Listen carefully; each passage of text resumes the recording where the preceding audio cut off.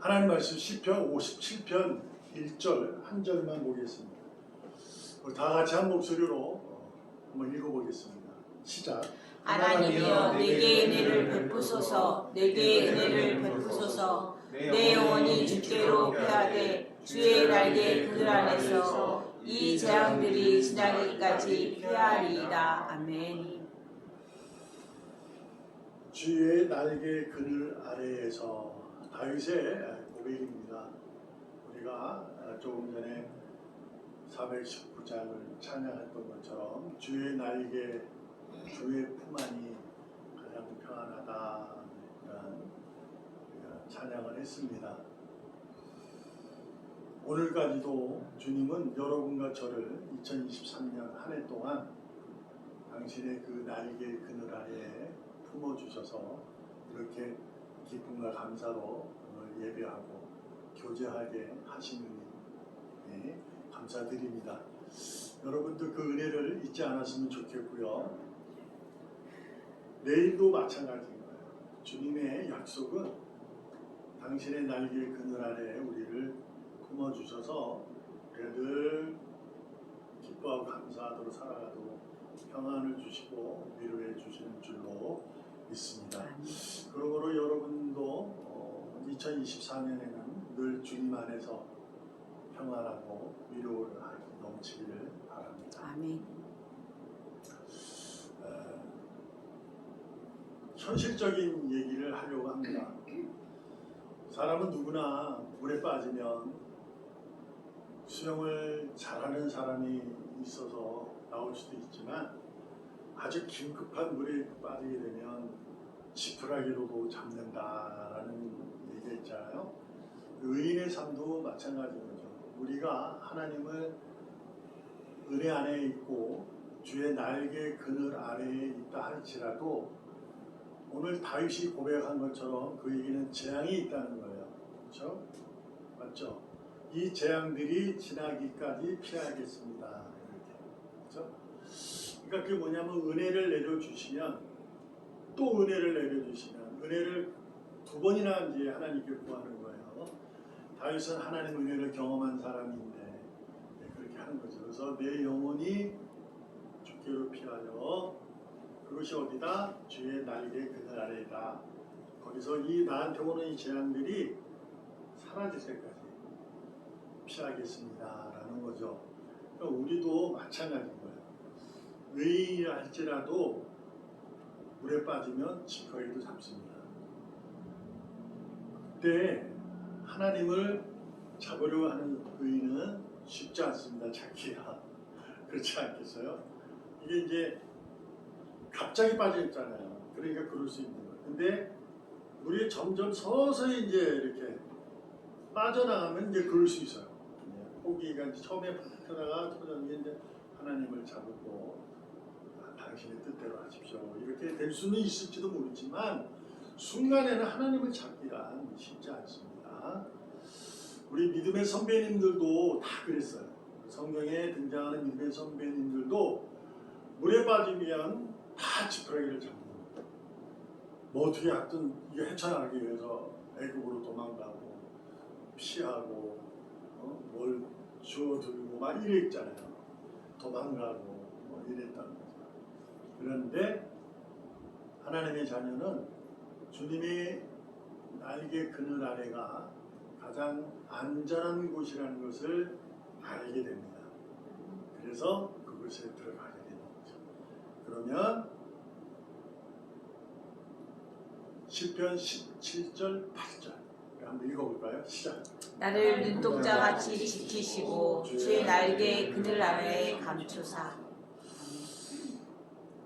주님이 우리를 이렇게 품어주면 눈동자같이 지키고, 눈동자라는 건 뭐 어마어마한 이게 제일 인체의 가장 약한 부분이라고 합니다. 그렇게 지켜 너무 귀하게 여겨서 가장 품어주신다. 오늘 오전에 우리가 설교를 했습니다. 나눔을 나눌 때 다윗이 도망자 신세임에도 불구하고 하나님의 의지에 따라 전쟁을 다른 곳에 치르고 또 도망가잖아요. 근데 그게 잡히질 않아요. 아무리 군대에 의해서 그는 형편없는 군대력을 갖고 있어도 잡히지 않고 살아. 그러니까 하나님이 그렇게 품어주신 거예요. 근데 뭐가 있었어요? 계속 재앙은 있는 거예요. 우리가 이것을 잊지 말아야 돼요. 여러분도 한 해가 2023년은 오늘 하루 한 해를 보내면서 가만히 생각해 보면 오늘 집사님이 기도한 것처럼 기쁜 일도 있어서 우리가 웃음이 기는 일도 있지만 슬픈 일이 있어서 울음이 날 때도 있었을 거예요. 어쩔 때는 화도 나고요. 그런 일도 있었을 거예요. 의인이도. 근데 오늘 이렇게 예배하고 있는 것은 바로 그러한 가운데서도 하나님 나를 품어주신다는 것을 우리가 알기 때문에 기적 같은 일이 일어나는 겁니다.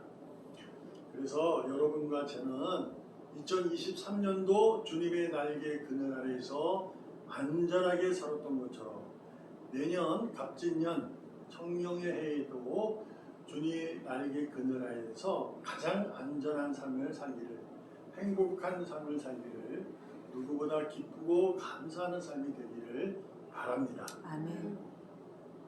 이제 완전 현실로 들어가는 거예요. 그러면 주의 날개 그늘 아래에서가 어디일까요? 여러분의 삶 가운데 그걸 찾으셔야 돼요. 우리가 신앙이라는 것을 가지게 되면 하나님의 자녀로서 이 땅에 살아갈 때 하나님은 여기 있다 저기 있다 분이 아니고 이것이 교회다 저것이 교회다가 아니라고 말해요. 그러면 하나님이 당신의 날개 그늘 아래가 가장 안전하다 했을 때 그것이 여러분의 삶 가운데 어디인가를 여러분이 찾아내셔야 합니다. 우리는 이렇게 답할 수 있어요. 믿음이죠. 맞습니다. 믿음입니다. 믿음으로 살 때 가장 안전한 삶을 사는 거예요. 그러면 그 믿음이 뭐냐 하는 거예요. 현실적으로 내가 좀 어려워요. 믿음으로 살면 어려움이 사라집니다. 이 어려움과 십자가의 사랑과 같은 맥락이에요. 그렇지 않잖아요. 그죠? 그렇지 않습니다. 솔직한 거 아닙니다. 내가 아파요. 그러면 어디 가장 편한 곳이에요? 교회입니까? 병원입니까? 현실을 우리가 잊으시면 안 돼요. 하나님을 의지하고 하나님을 바라보고 하나님에 의해서 내가 의인이 되었고 의인이라는 사실에 복된 삶을 살아가는 내 자신이 예배자임을 분명히 아신다면 주의 날개 그늘 아래에서 이 재앙이 지나갈 때까지 피하겠습니다 라고 하는 그것이 과연 주님이 날개가 있는 겁니다. 그분은 영이시니 만질 수도 볼 수도 없어요. 원래는 우리가 의인이 되면 하나님을 볼 수 있다. 이게는 영으로 본다는 개념이에요. 자, 그건 이제 하고 그 주님의 날개가 있느냐? 영인데 무슨 날개가 있어요? 우리가 이제 보는 건 천사들을 날개 달고 다니니까 그런 걸로 이해하는 거죠. 그렇지 않잖아요. 그죠? 신앙이 너무 깊어지면요. 신앙이 삶의 내용으로 깊어지면 위험해질 수가 있습니다. 자, 오늘 집사님 또 기도도 해서 이상하게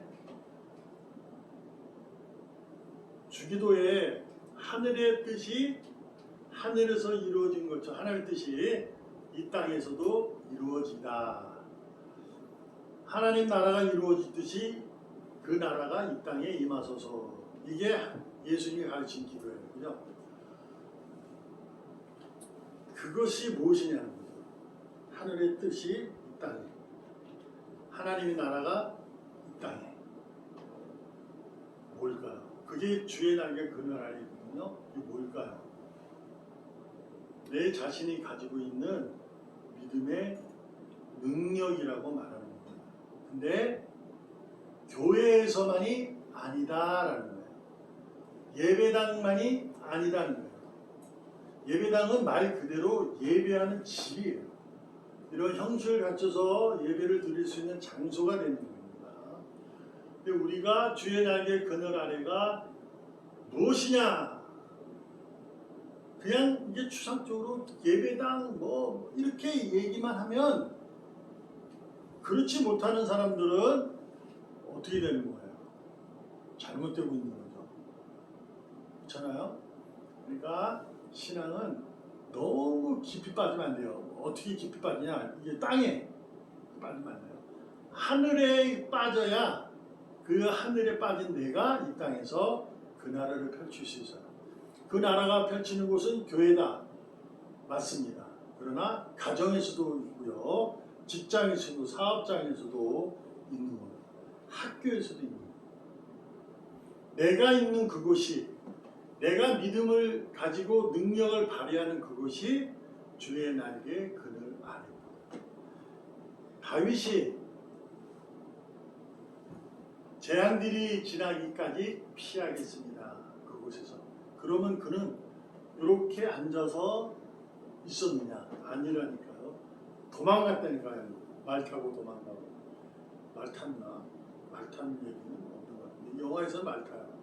말 타고 도망가고 이것도 차고 도망가고 숨고 동굴로 들어가고 그러고 있었지 가만히 주님의 안에 있지 않았어요.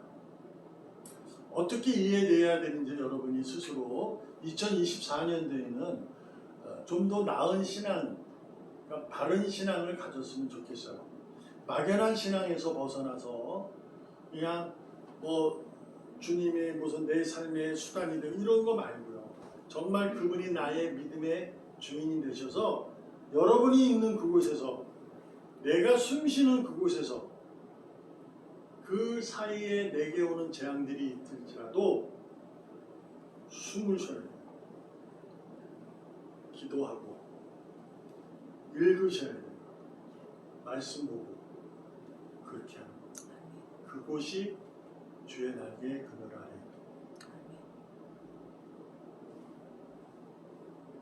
근데 왜 예배당 합니까? 다른 것 그럴 수밖에 없어요. 그곳에서는 안 봐요. 기도 안 해요. 적어도 그래도 예배당에 오면 기도도 좀 하고 예배도 드리고 말씀도 듣고 하니까 그런 거예요. 우리가 내가 신실한 신앙이라면 승리자의 모습이 갖춰줘야 합니다. 발가벗고 춤을 출 수 있는 능력을 가지셔야 돼요. 발가벗고 춤추니까 자기 아내가 징그럽다고 했잖아요. 다윗 보고. 근데 다윗은 왜 그래서 여호와의 궤, 잃어버렸던 빼앗겼던 여호와의 궤를 찾아오고 언약궤를 찾아오니까 너무 기뻐가지고 발가벗고 춤을 췄어요. 그런 모습이 여러분과 저에게는 있어야 합니다. 장소적 개념으로 가지 마시고 시간적 개념으로 가지 마시고 어떤 그런 걸 가지 마시고 내 자신이 하나님과의 관계 속에서 절대로 떨어지지 아니하고 그분의 사랑의 줄로 매어 있는 사람처럼 정말 의인처럼 살아가야 해요. 가정에서도 직장에서도 사업장에서도 예배당에서도 교회에서도 옳고 그름을 갖고 따지려면 찾아내지 못합니다. 그것이 옳으냐 그것이 틀리지 않느냐 우리는 말씀을 맺을 거예요. 왼쪽 오른쪽 두리번거리는 사람들이 아닙니다. 여러분과 저는 이미 끝이 정해진 자들이에요. 구원을 입었다 이거예요. 그러면 됐잖아. 오른쪽을 기울이든 왼쪽을 돌아보든 이미 끝이 되어 있으니 좀 어때? 아닙니다. 끝이 정해져 있기 때문에 왼쪽 오른쪽 두리번거리지 않아야하고 지금도 그 방향을 보고 가는 거예요. 그 끝이 정해진 방향을 보고 가는 거예요. 흔들리지 않고 어떤 상황에서도 그럼에도 불구하고 하나님은 먼저 나를 찾아오시는 아버지시니 감사합니다. 오늘도 내가 가는 그 길이 좁아도 들어가는 문이 좁아도 기어서라도 가는 거예요. 다윗이 창피하게 미친 짓 하면서 도망갔거든요. 미친 사람 흉내를 내면서 도망갔거든요. 기어서라도 가는 거예요. 그 방향이 하나님의 방향이에요. 우리도 다윗처럼 그렇게 살아야 되잖아요. 다 각자다. 각자다.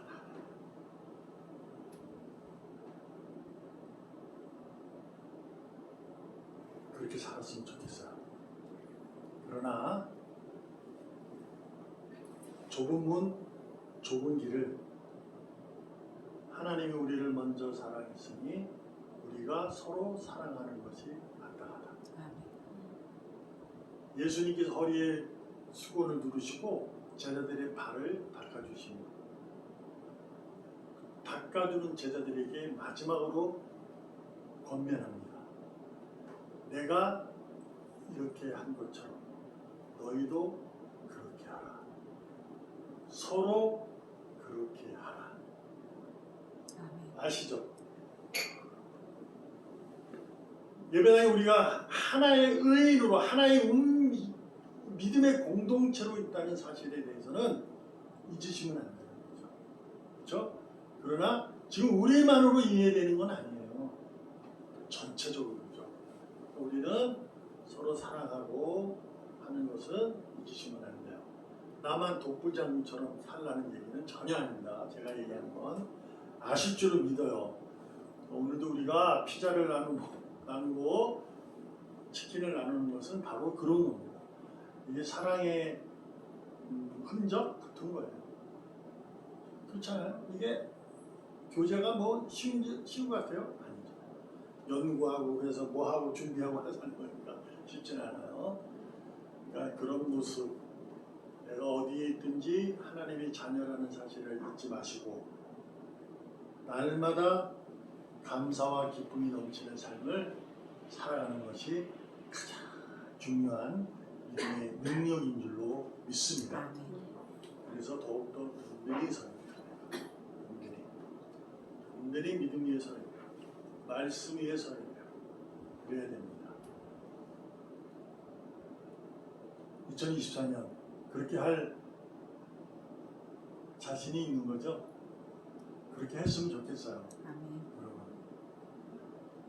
정한 길이 내가 지금 살아가는 정한 길이 있을 거예요. 삶의 정한 길.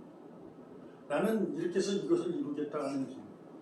그 길이 믿음의 길이기를 바란다 그 얘기입니다. 대학을 가야지. 아니 나는 사회생활 할 거야. 이 길이 대학 가는 것이 믿음의 길이에요? 사회 나가는 믿음의 길이에요? 뭘? 다 믿음의 길이 되기를 바라는 거예요. 저는 그 길이. 왜? 내가 신실하니까. 내 자신이 정한 길로 가는 거예요. 믿음으로. 재앙이 피할지라기까지. 하나님께서 뭐한다? 은혜를 베푸신다. 눈동자까지 지키셔서 품어주셔서 하나님이 지켜주신다는 거예요. 우리 믿음의 선배님도 그렇게 지켰어요. 근데 이놈이 이리 가요. 그럼 그걸 다시 끌어다가라도 옵니다. 하나님이 방법을 수단을 바꿔서라도 데리고 옵니다. 이게 성경에서 기록된 거예요. 그러니 여러분이 정하고 하는 길을 믿음의 길로 가라 그 얘기입니다. 그 결심을 가지셔야 돼요. 아 이거 하면은 이거는 그 믿음의 모습과 좀 다른 거 아니야? 이런 생각을 하는 거는 아주 귀한 겁니다. 회개하는 자세입니다. 그러나 그보다 더 중요한 것은 내가 믿음의 이 정하는 길이 믿음의 길이라는 것을 확신하고 그 길을 가려고 서로가 애쓰고 또 우리가 서로 믿음의 공동체에서 서로 도움 주고 서로 이끌어 주고 이렇게 하면서 그 길을 가기를 바랍니다. 그래서 이 시간 영신 새로운 해를 맞을 겁니다. 그래서 기도하기 원합니다. 이 시간에 불 끄고 기도할 겁니다. 여러분, 새해는 여러분 스스로가 정한 길이 있어요. 우리가 처한 상황 속에서 해야 할 부분이 있습니다. 그 부분이 내가 하나님께 구하는 그것이 가장 정확한 길이에요. 그래서 그것을 구하면 하나님이 하시는 거예요. 하나님. 또 나는 정하지도 않고 하나님이 다 해주세요 이러면 그거는 믿음이 아닙니다. 이 시간 그러기 바랍니다. 여러분 각자의 삶, 우리 가정, 직장 사업장, 모든 삶, 교회 마찬가지 삶을 하나님께 2024년도에는 하나님 저는 이 길로 갈 테니 이리로 갈 테니 하나님 은혜를 베풀어 주세요. 힘들고 어려울 때 주님의 날개 그늘 아래에서 이 재앙이 이루길 피할 때까지라도 나는 가겠습니다. 다 같이 기도하겠습니다.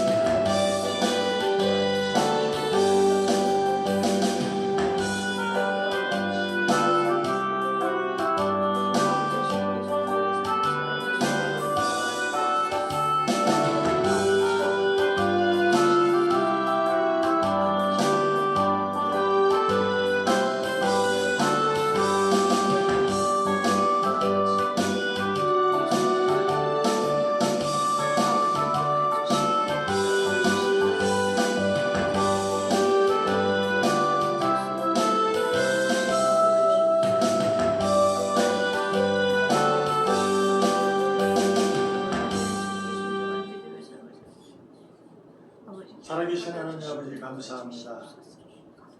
한 해를 마무리하고 새해를 맞이하자.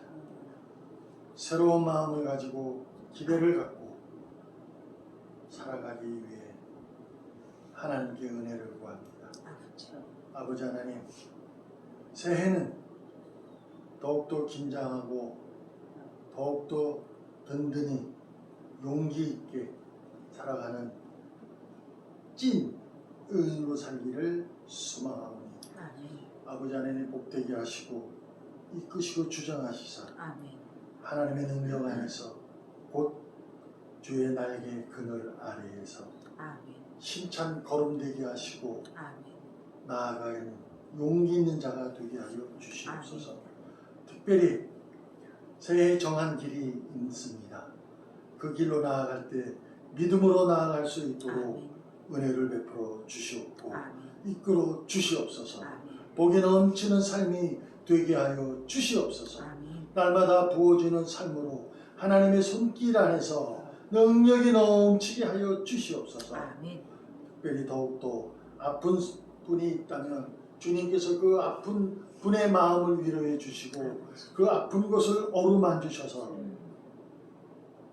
깨끗함 속에 건강함으로 주의 영광을 드러낼 수 있는 믿음의 능력이 있게 하여 주시옵소서. 영육이 강건하여 범사가 강건함으로 살게 하여 주시옵소서.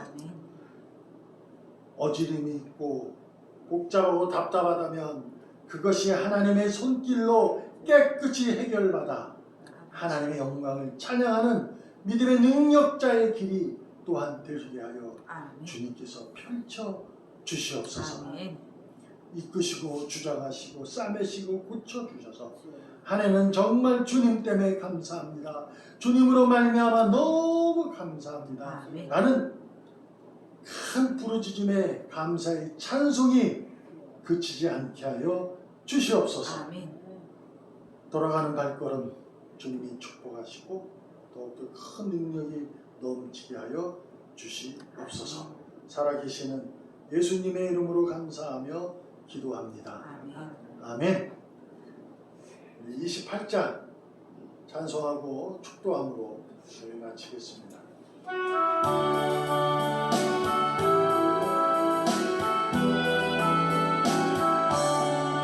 복의 근원 강림하사 찬송하게 하소서.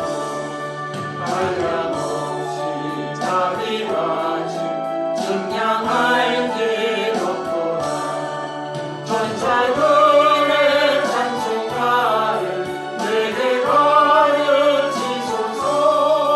부족하신 이 사랑을 항상 찬송합니다. 주의 뜻이 조금만 이때까지 왔으니 이와 같이 정되게 이르기를 바라니 하나님의 뜻을 떠나 죄에 빠진 우리를 예수 구원하시려고 보혈을 주셨네. 주의 귀한 은혜 받고 일생 빚진 자에게 주의 은혜 사실 내사 나를 채우게 되소서. 우리 밤을 영약하여 범죄하기 쉬우니 하나님이 받으시고 정의 길을 지소서. 아멘. 지금은 의로 살리신 우리 주 예수 그리스도의 크신 은혜와 십자가의 독생자를 아낌없이 내어주신 하나님 아버지의 지극하신 사랑과 변함없이 진리로 이끄시는 성령님의 역사와 성령님의 내주 충만 교통 임재하시니 오늘을 보내고 내일 새해를 맞는 귀한 자리에 그 의인들의 머리 위에 지금으로부터 영원까지 함께 있을지어다.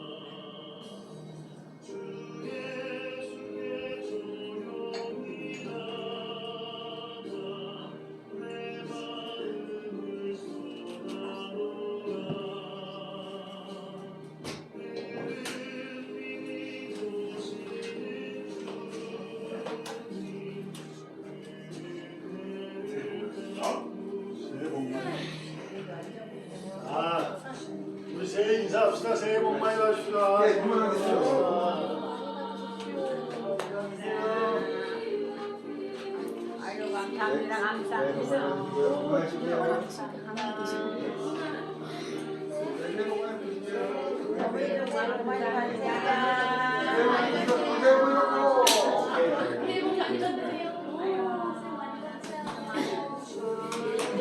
새해 복 많이 받으세요. 건강하시게 저기 24년도 날아다니셔야 돼요 우리 원사님들.